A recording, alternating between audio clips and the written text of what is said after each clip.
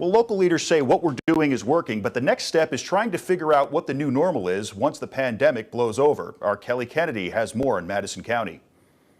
When I was preparing my remarks, I started out with all is well.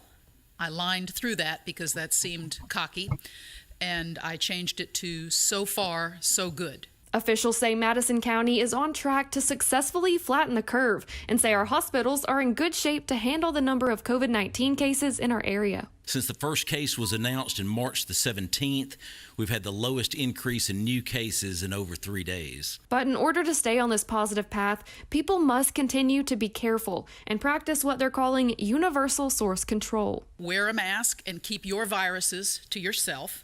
The CDC is recommending now pretty strongly cloth face coverings to minimize the virus's chance of exposing others if it happens to reside in you.